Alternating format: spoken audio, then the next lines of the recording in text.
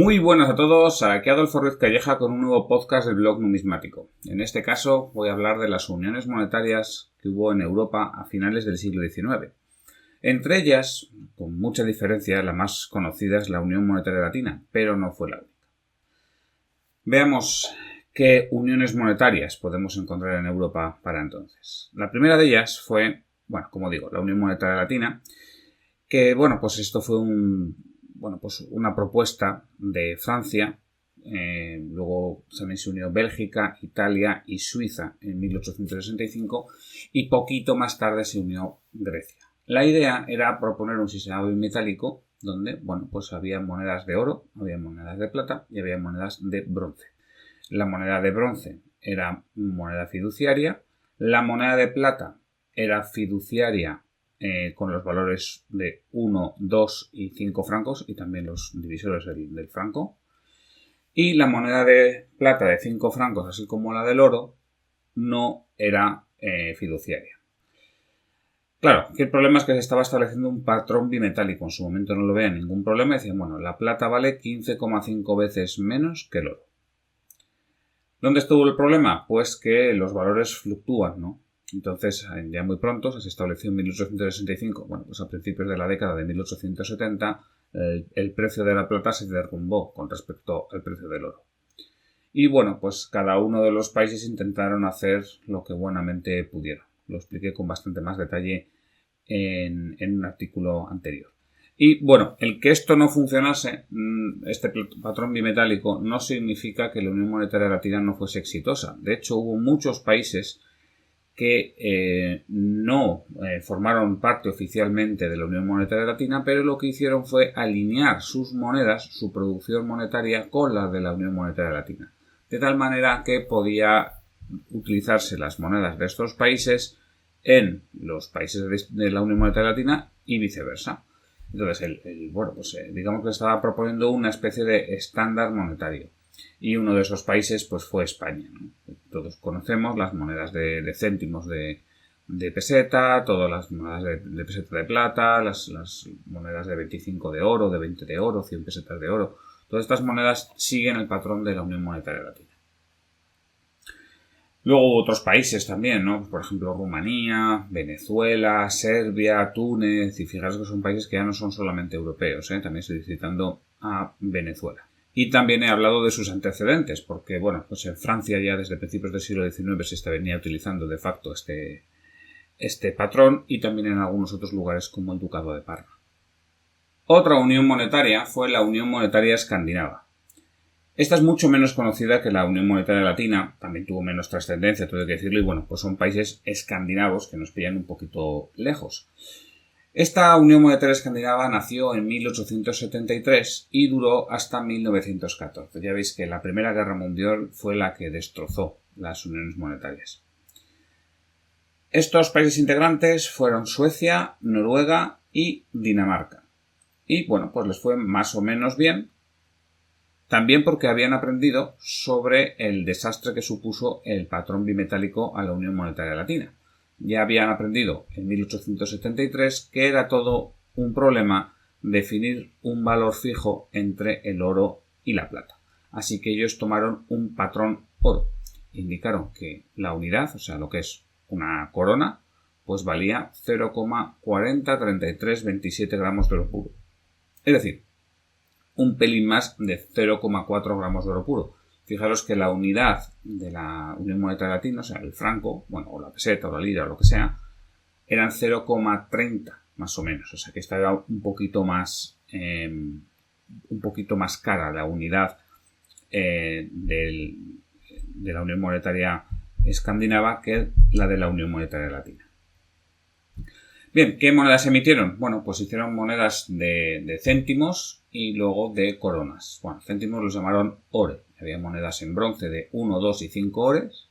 Y luego había monedas en plata de 10, 25 y 50 ores y luego de 1 y 2 coronas. Y luego ya las de oro eran de 5, 10 y 20 coronas, que además eran de 900 milésimas de oro.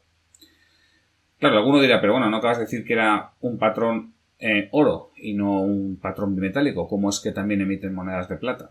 Bueno, pues porque estas monedas de plata también eran monedas fiduciarias. O sea, se entendía que la moneda de plata era fiduciaria.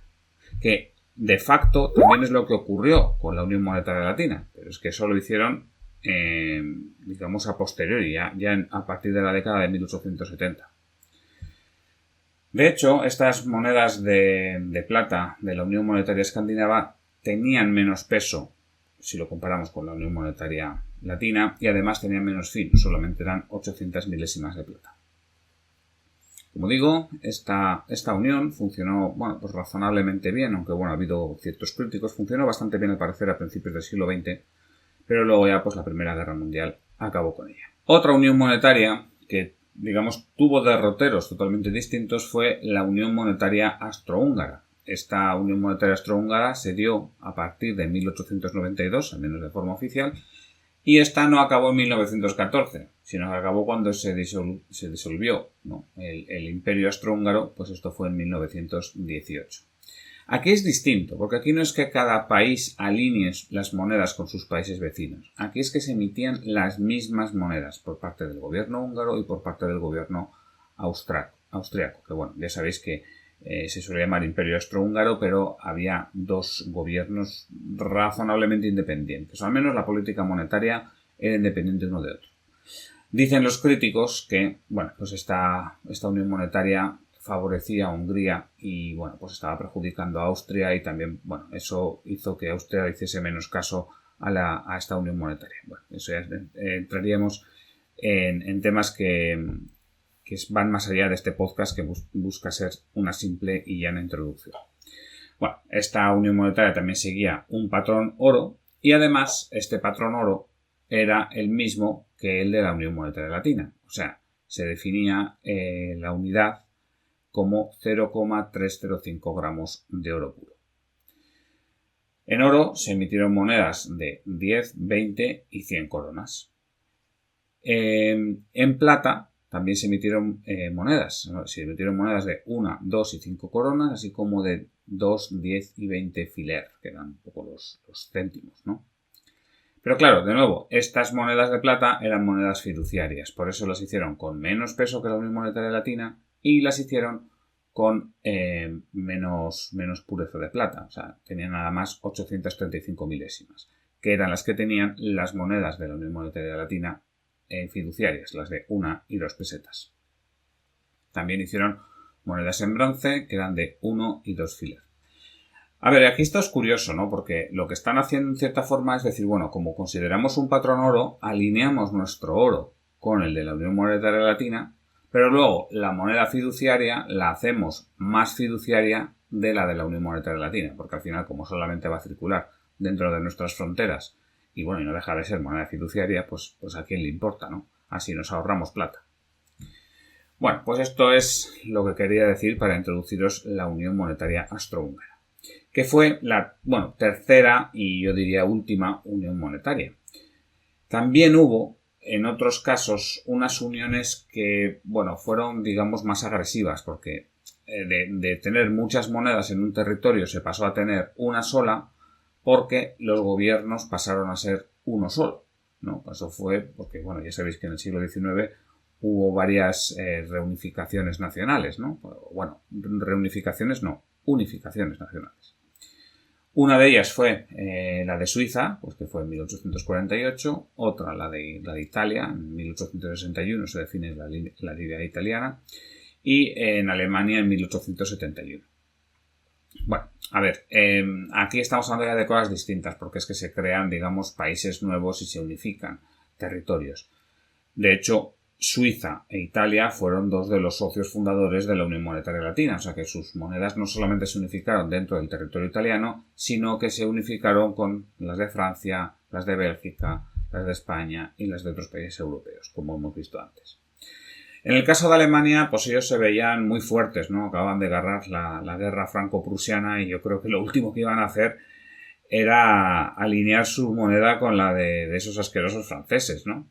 Entonces, bueno, pues los alemanes lo que hicieron fue tener su propio sistema, que fue un sistema bastante exitoso, porque, bueno, pues la industria alemana era era muy fuerte, la economía alemana en Europa tenía muchísimo peso y lo sigue teniendo. Y bueno, de hecho, este peso tan grande que tenía la economía alemana fue en buena forma el que motivó a la creación de la Unión Monetaria Escandinava, porque veían que al final las economías de estos países se estaban basando más que otra cosa en el marco alemán. Entonces, bueno, pues dijeron, vamos a hacer nuestra propia Unión Monetaria para, en cierta forma, tener un contrapeso con respecto al marco alemán. Y bueno, pues estas son las uniones monetarias de las que os quería hablar. Espero que os haya agradado el podcast y que sepáis que, bueno, pues las monedas que se está mostrando en este vídeo, si lo habéis visto a través de YouTube, pues provienen de la próxima subasta de Coins Numismatic Barcelona, que es una casa de subastas relativamente nueva, que está afincada en Barcelona. Es ya su 9ª subasta y, bueno, pues es un nuevo patrocinador del blog numismático. En esta subasta se ofrecen 1.203 lotes, hay muchísima moneda extranjera, hay muchísima moneda del siglo XIX de plata y muy bonitas. Así que, bueno, si os interesa este tipo de periodos, este tipo de uniones monetarias, yo os recomendaría que echéis un vistazo a la subasta de Coins Numismatic Barcelona. Yo sin más me despido, un saludo y hasta pronto.